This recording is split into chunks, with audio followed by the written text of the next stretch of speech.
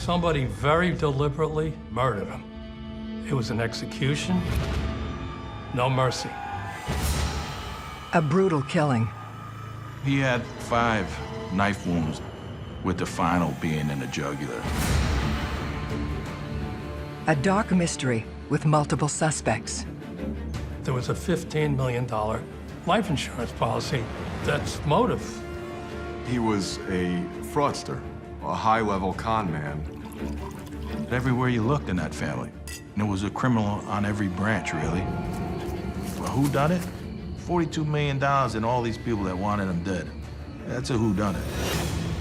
The truth will be revealed. This is a case of a century, really. Case of a lifetime for a detective. Every day in North America, dozens of people are murdered. The key to solving the toughest of these homicides lies in the final 24 hours of the victim's life. To crack the case, detectives must reconstruct that critical timeline. The minutes and hours containing evidence that can help unlock the mystery and catch the killer.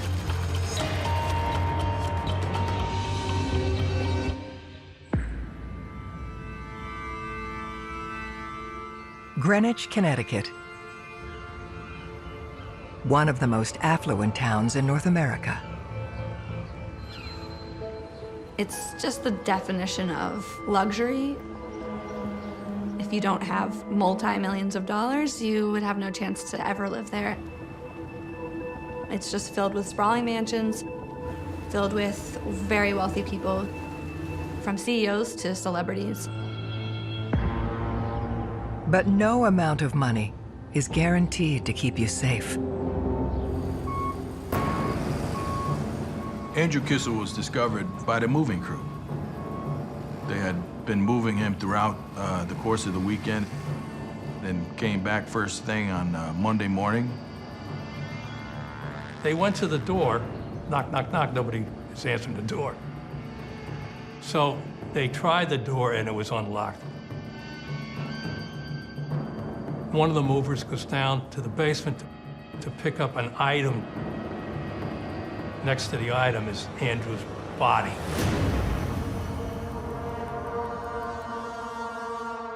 He is shocked. He goes upstairs, he tells the other guys. They called their boss, and their boss said, call 911. You heard it come over the radio, and I said, hey, Pierre, run that address. And he runs the address. And I just remember him giving me a look like this was going to be a very interesting case. Andrew Kissel was very successful in real estate. He was living a very lavish lifestyle. He rented a huge backcountry mansion in Greenwich. He was going out on yachts. There were parties. Beautiful life, beautiful house, wife, children, success, money. He enjoyed the high life. He enjoyed being the big guy on a block, showing everybody a good time. Greenwich PD homicide detectives Terry McHugh, Pasquale Iorfino, and Pierangelo Corticelli arrive at the scene.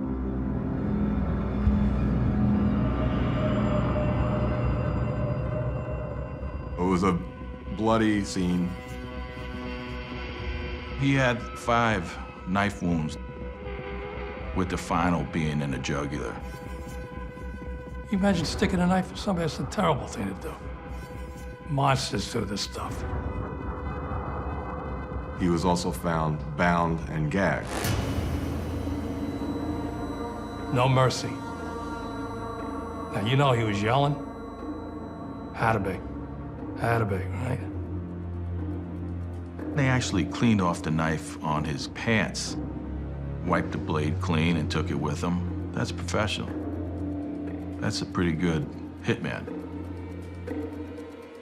Your experience tells you that, number one, it wasn't a random crime. It was an execution, very personal. There's no question about that.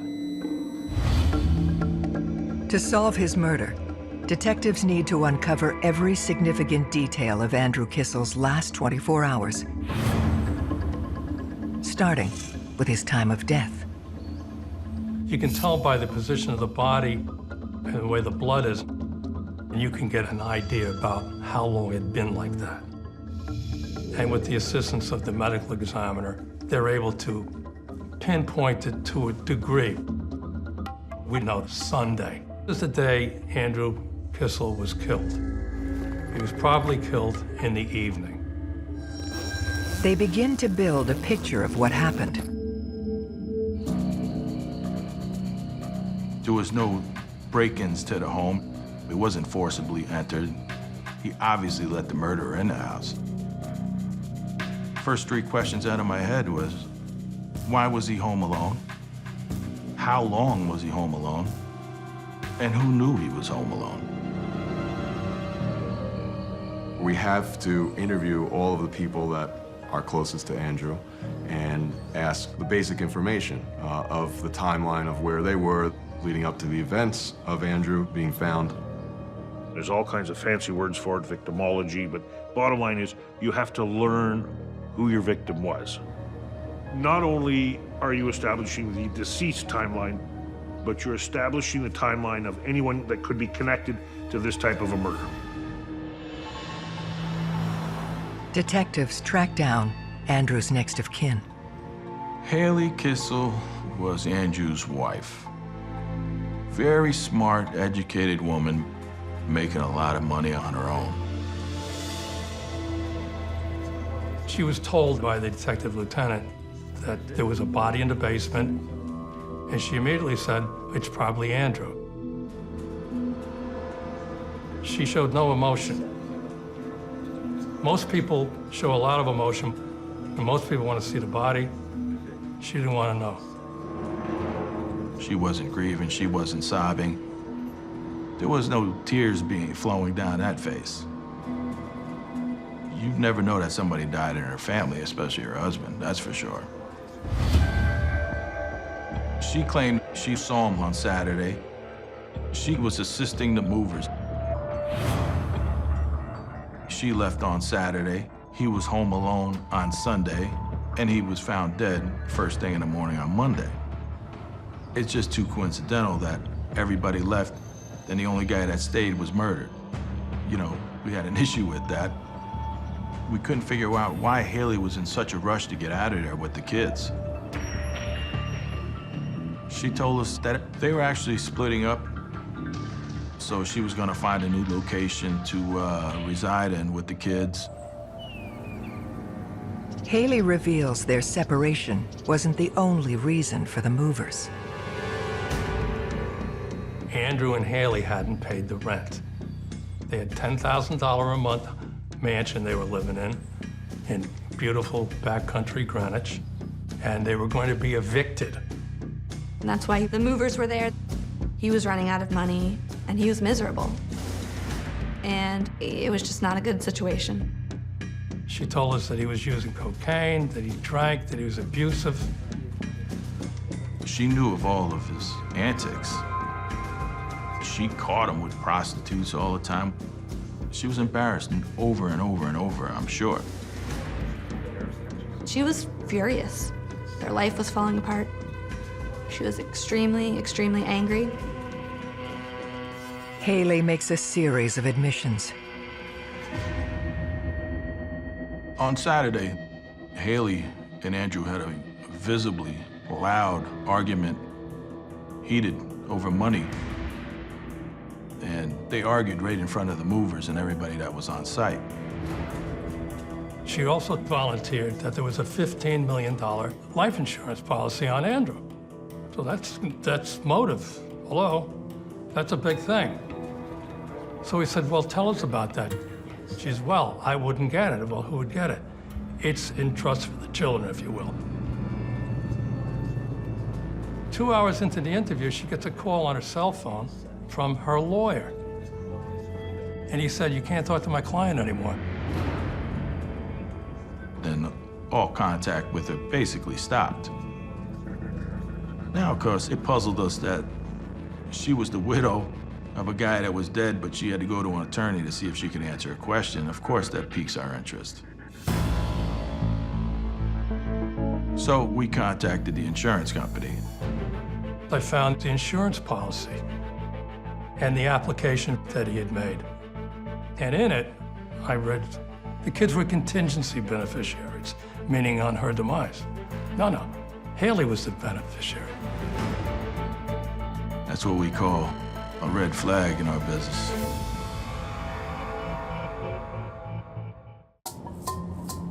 Andrew Kissel's wife, Haley, has landed squarely in detective sights as a person of interest in his murder. She obviously had some tough times with Andrew, and any woman would. He was having a grand old life at her expense, really.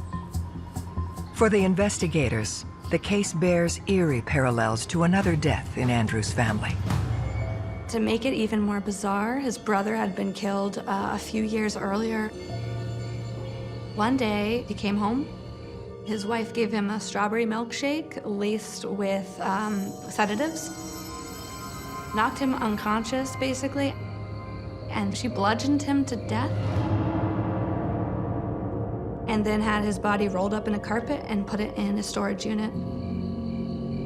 That was a big story. And then you come with Andrew's story, right? Now you got two brothers in the same family being murdered. I think the world wanted to know if Haley was directly involved. The truth lies with Haley's timeline. Haley Kissel was with friends down the road, actually. The family confirmed that she was there all day. She had a solid alibi on the day of Andrew's death. We were able to trace every place she was, and she didn't leave. You know, she was not present at that murder. The focus shifts away from Haley and onto her dead husband's finances. Andrew Kissel had been investigated by the FBI for a large mortgage fraud scheme. We found out he had this real estate development company, which took legitimate properties, millions of dollars each, just to buy the property. He would take out a multi-million-dollar mortgage, and he would submit fraudulent paperwork saying that had been paid back, when in fact it hadn't. He now goes back to the bank, and he borrows another $3 or $4 million on the same property. He did it 9 times. This was one of several schemes the investigation uncovered. There was a number of properties over in New Jersey, and he had gathered a number of investors, including members of his family, to invest money in this buying of this number of buildings. He sold it, but he didn't tell anybody, and he kept the money. He was supposed to be paying dividends to the investors, but was actually taking money from them. I remember Pat describing Andrew as a mini Madoff. It was $42 million in money pilfered along the way. He was great at thievery. But eventually, somebody discovered the forged documents, his crimes unraveled, and he had been caught by the FBI. He was charged with a number of federal crimes. April 6th, he was supposed to go to federal court and be sentenced. He was facing 8 to 10 years. If there's a number of suspects because that person has defrauded a large amount of people, definitely it opens up the suspect pool considerably. And police have to start eliminating one by one. Well, who done it? $42 million and all these people that wanted him dead. That's a whodunit. We obtained the whole victim list from the FBI, and it was quite a long list. Anybody we thought lost money, could have lost money, Andrew had a negative relationship with, anything of that nature, you name it, we interviewed him. Of the big dollar individuals that lost the greatest amount of money were all mortgage companies and insurance companies, which are all insured. And the other people, most of them we found out were rather elderly, well-to-do people. They're not gonna kill him. Haley's parents were on that victim list as well. You're talking about sweet people, nice people. Just because they had money and they were ripped off. They're gonna come after you in civil court, but they don't pick up knives and go after the guy that stole their money. The investigation does yield an important fact, shared by all of Andrew's victims. Even with all the millions of dollars that he stole off of these people, we found out that really nobody knew he was home alone. So now, it really limited the search for suspects to somebody in a closer circle. They focus in on individuals familiar with Andrew's whereabouts around the time of the murder. We came across the name Carlos Trujillo, who was his right-hand man, so to speak. For lack of a better term, he was a jack of all trades for Andrew, both in Andrew's personal life as well as in his business life. Carlos became close to Andrew in that he drove him, he drove the children, he ran errands, he took care of things. He was like a man Friday, if you will. In fact, Carlos was one of the only people that Andrew Kissel had left by his side. He was almost like a friend at that point because he had nobody left. Brought in for questioning, Carlos admits to having seen Andrew mere hours before he was killed. Carlos told us in an interview he'd had a pre-arrangement with Andrew to pick up 3 items of furniture from the house. And he was going to come down on the Sunday and pick it up. So he goes down there and he says he was there for about a half hour where he saw Andrew. He said he chatted with him a little bit. He said Andrew looked okay. He was drinking Scotch whiskey, which was his drink of choice. And he said that he had a good attitude. You know, he's concerned about going to jail down the road, but he was okay, he said. He said he then left and he went back to Bridgeport. Carlos told us that he had left at 6 p.m. that evening. And then, of course, we have the movers coming in first thing in the morning. So we determined he'd been the last person, as far as we knew, to have seen Andrew alive. Very important to us. Locating and being able to interview the last person to see the deceased alive is frankly critical in every case, because at that point you can establish things like what was going on with the deceased. Were they scared? Did they say anything to the person they're speaking with? Had they learned something? He kept on saying, I love Andrew, I love him. And not in a romantic way, but in a his friend way. He tried to maybe overconvince us that how much he admired and loved Andrew. But he kept on saying, I gotta go, I gotta go, I gotta go, right? So, you know, we had to let him go. We looked at each other after that. We said, you know, he loves this guy. He's his buddy. What would you be doing if it was me? You know, you want to help out as much as you can. He gave us this song and dance. Why?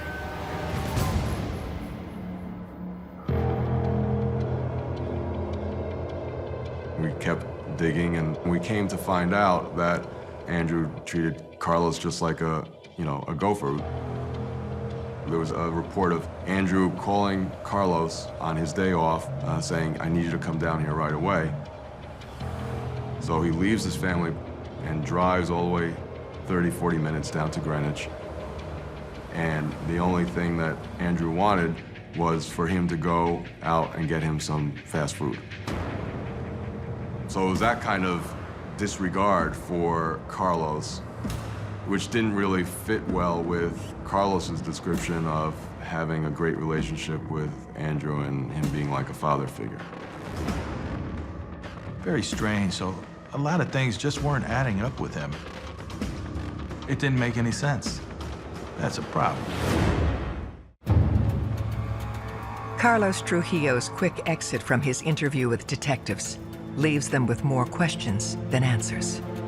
So a week later, we had him in for a second interview. And in this one, he gives us this tremendously detailed story. He said he went back to Bridgeport, but not right away. He left after seeing Andrew at 6 o'clock. He leaves and he goes down to Queens. He said how he went to a bar, hung out with a lot of people, and danced the night away.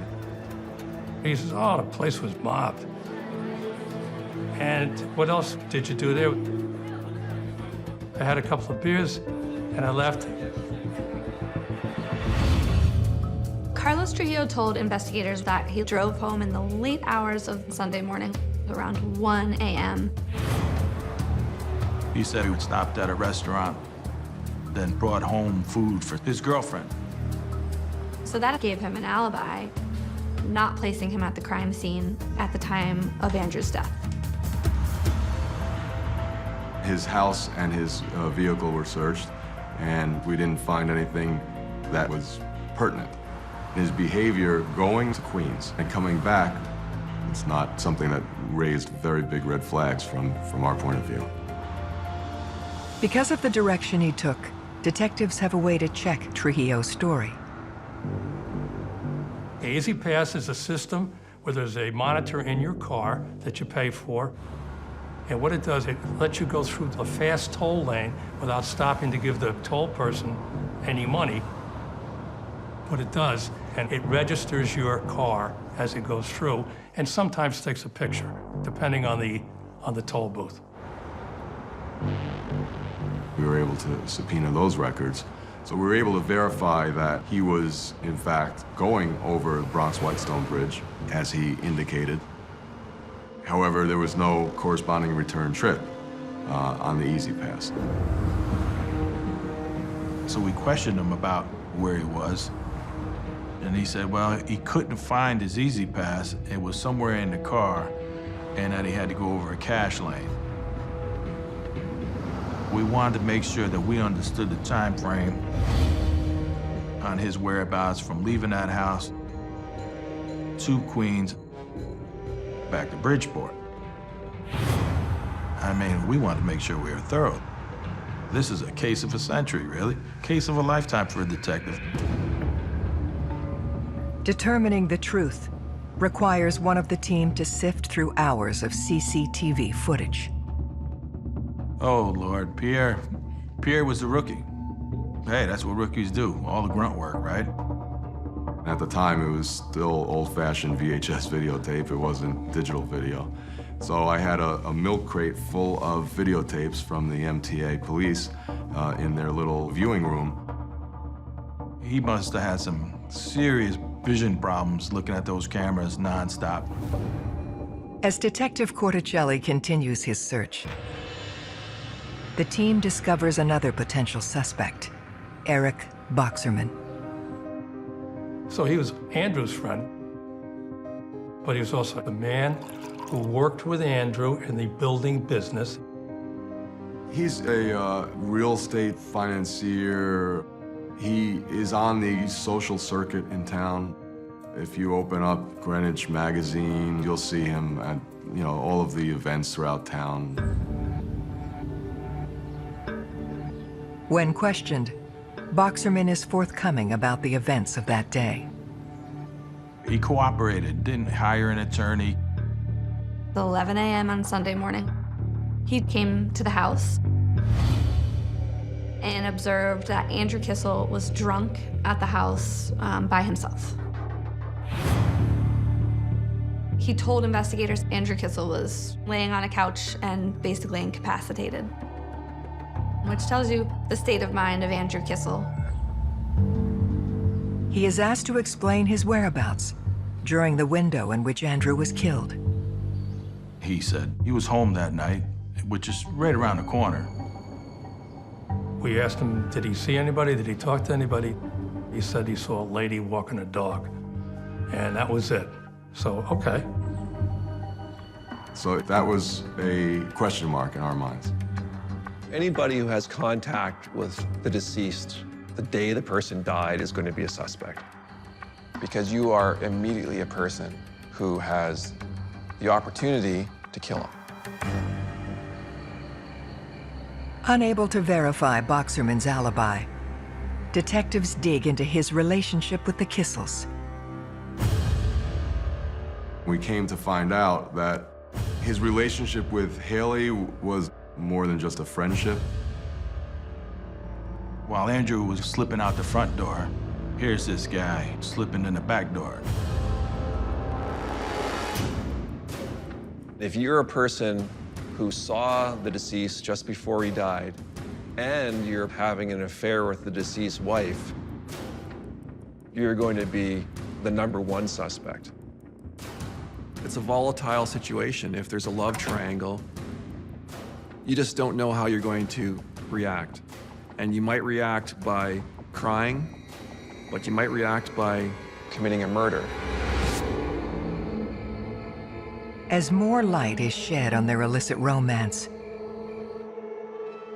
a bizarre rumor surfaces. It hits the news that Andrew killed himself because he wanted to be a great guy and give his kids this $15 million in life insurance. The media speculated at the time that it was potentially a suicide for hire. Who would choose to kill themselves in such a slow and painful manner? To be stabbed by a knife multiple times, in your basement, bound up. There are other ways to do it. From a victimology point of view, everything that we knew about Andrew was all about Andrew. He was a classic narcissist. That whole idea was just crazy to us. What was interesting was News 12 was the first, I believe, to float this story based on an unconfirmed source to their tip line. Pat and Terry were able to track down the telephone number from this unconfirmed source. The number is a cell phone tied to Eric Boxerman. So was he floating that idea as a way to shield or protect Haley based on his relationship with her? Were there other motives? We didn't know. So now we got very interested in him.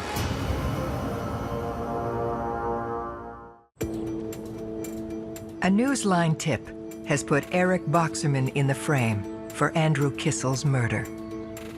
It was just very, very odd that his cell phone would be connected to this story of Andrew, arranging his own homicide. Detectives weigh what Boxerman had to benefit against what he had to lose. He was a millionaire. He owned a $13 million home. Not a shack, a $13 million home. He was a successful businessman. But he's having an affair with Andrew's wife. So, yeah, it piqued our interest. But just because somebody's having a relationship with somebody doesn't mean they're a murderer either. The crime scene also bears none of the hallmarks of a crime of passion. This was pretty much a professional hit. He didn't have any hits in his past. Nothing ever put him at the scene, so we couldn't go anyplace with that. Nothing else came back to him as that type of person that would actually kill somebody. But he put a spin on the case, and, it puzzled us. With Boxerman's involvement looking unlikely, they reach an impasse. We worked hard on it, we talked to all those people, and it ended up, I couldn't go anyplace. Just couldn't go. Well, the case goes stale. Terry had retired. My time came up. I talked about it with Pat. I said, I'm ready to go. And he says, all right, I'll finish this thing off. And so Pierre was pretty much involved in it. He got my badge, which was nice, because it kind of carries it on, By that point, we had executed probably over 25 or 30 search warrants. You can't be sitting in the office waiting for luck to come to you. We tried everything. We went everywhere. We never saw our families, and we were always on the move.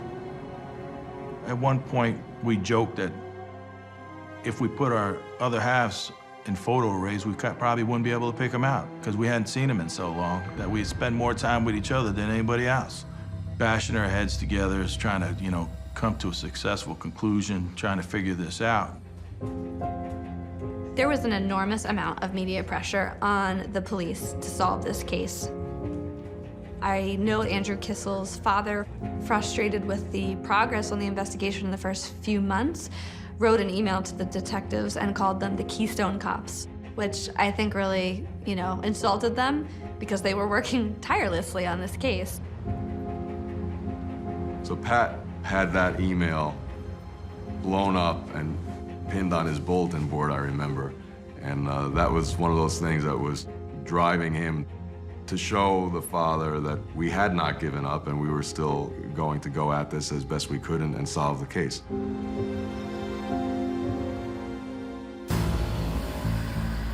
After countless hours viewing CCTV footage, Detective Corticelli makes a breakthrough. He called me and said, "I got him." I'm like, "Are you kidding me?" And then he showed me the picture. It was like unbelievable, clear as could be, Carlos Trujillo coming through the cash lane. That system down there took one of the best pictures you'd ever want to take. It was amazing. God, he looked terrific. So Carlos comes back across the bridge toward Connecticut. It was much sooner than he had initially admitted. Right before the time in question when Andrew was killed, Detectives now have proof that Carlos lied about his alibi. for that reason, we looked over everything again with fresh eyes. I remember sitting in the FBI's White Plains office with Pat and going into their evidence room where they had the evidence from Andrew's case. I believe it was 25 or 26 banker boxes full of documents that we went through with a fine-tooth comb. It didn't seem like Carlos Trujillo really had any reason why he would want to see Andrew Kissel dead. But investigators began to realize that Carlos was not just his driver, but was involved in some of Andrew Kissel's business deals, money changing hands, part of this mortgage fraud scheme. And then you had his own brother, George Trujillo, that had power of attorney on many of the properties that were illegally sold. He was right involved with that. You had Carlos's girlfriend, Stella Tafur. Stella Tafur was Andrew Kissel's accountant for all the frauds. So she was directly tied in the whole case. It was like the entire Trujillo family tree, and it was a criminal on every branch, really. Carlos's motive slowly comes into focus. Andrew was going to be pleading guilty, and then he was going to be fully sentenced. But he could have implicated other people. And based on that, the people that would be most likely to be in peril would be Carlos, his family members, and the people that were directly involved with Andrew's business. It's damning evidence, but detectives need direct proof of a murder plot. They scour the materials gathered from Carlos's home. We found credit cards with different people's names in it, and one happened to be Amita Trujillo. And so I say, hey, who's Amita Trujillo? Let's find out who it is. They track down her address in Waterbury, Connecticut, 57 miles from Andrew's home. I say, Pierre, let's go. We have to go to Waterbury. We're headed to see this Amita Trujillo. I wanted to go poke at the hornet's nest, because that's what we do. Waterbury is a tough neighborhood, and it's the opposite of Greenwich. It's a bunch of blue-collar workers struggling to make things work and just trying to work hard for their money. We get around the back of the house. We start banging on the back door. I hear somebody yelling from the second floor, "Hello, hello." I said, "Hey, how you doing? It's the police. We need to talk to you."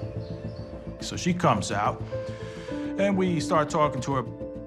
And we showed her a picture of Carlos. So she says, "Yeah, that's one of my cousins. Yeah, I know him." And I said, "Here to talk about a homicide." And she says, "You mean they killed that rich Jew guy?" Detectives interviewing a cousin of Carlos Trujillo have unearthed more than they expected to find. And we said, "Oh boy, here we go." I said, "Well, tell us some more." She goes, "Well, my half-brother, Lenny, was at a 4th of July party last year, and this guy, Carlos, the guy in the picture, came up to him and offered him money to kill his boss." She said that Carlos said that he'd stole $500,000 from the boss and he wanted it back, so they needed to get him killed. And then she heard another story that he was ill and wanted to die. All kinds of different stories. But in the end, it was Carlos killing his boss. It's an astonishing tale. Detectives zero in on Lenny Trujillo. Now we gotta fill in the rest of the blanks. Just because you know something, you gotta be able to prove it. Lenny, believe it or not, is a naive simpleton. Lived in Worcester, Massachusetts. Just recently had a kid. We really need Lenny to tell us everything that happened, that transpired between him and Carlos. So we push him. So Lenny Trujillo said that basically Carlos approached him and said that this guy that he worked for, this rich guy in Greenwich, wanted to die. And he basically was going to hire him to help do it for some cash and a computer. He was surprisingly cooperative. He said that his whole intention was to play Carlos for his money. He was going to take whatever money he could from Carlos, and that would be that. Lenny admits he and Carlos worked long and hard planning the crime. This was 6 months, 8 months in the works. They would meet at parking lots, on rest stops, on highways, and Carlos would give them more money. They continued to plan it and plan it and plan it. He told us that Carlos put him up in a hotel. We were able to go there and find records that Carlos paid for a room there on a credit card and that Lenny stayed there, and we had both their signatures on receipts. The next morning, they drove down to Greenwich. And he described Greenwich, he described certain stores in Greenwich. This was detailed information that a kid from Worcester, Massachusetts could not have come up with on his own. It's pointing directly to the conspiracy between Lenny and Carlos to commit this murder. And he said the plan was to tie the victim up, bring them down to the basement, and stab them. So by virtue of that, we were able to know immediately that he was telling us, you know, at least in those parts of his story, the truth. Lenny admitted to 90% and wouldn't go to that extra 10% of actually having committed the murder or being there when Andrew was killed. Despite lacking a full confession, it's enough to finally complete the picture of what happened in the hours leading to Andrew Kissel's murder.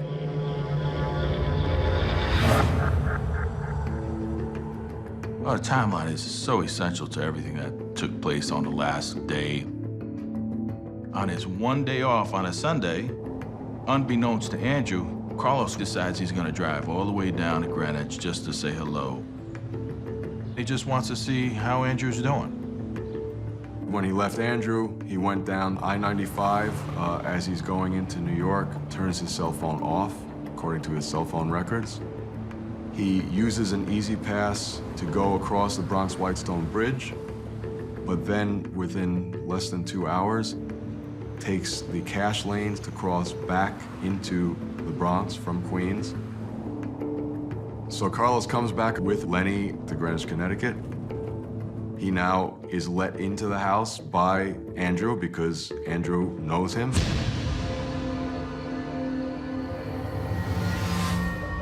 They might be having a drink together. They definitely did some coke. Then, one way or the other, they took him downstairs to the basement. They gagged him, and they tied him just like Lenny told us he was gonna do. They put him down on the ground.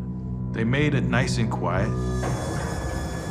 I imagine that they held him with one hand and took a knife and 5 times plunged it to the hilt, 3 of which were kill shots.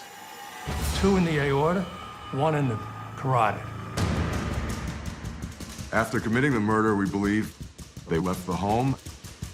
Carlos could have driven Lenny back home and then went back home to Bridgeport, Connecticut.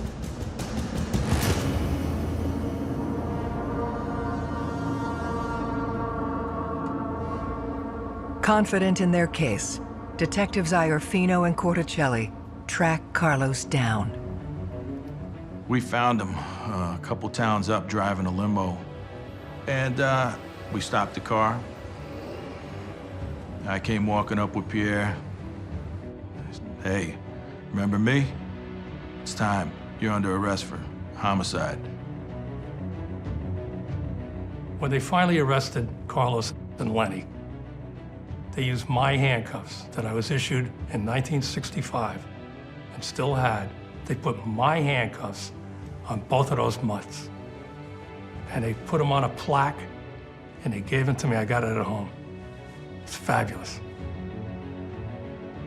On April 15th, 2011, Lenny Trujillo is sentenced to 20 years in prison.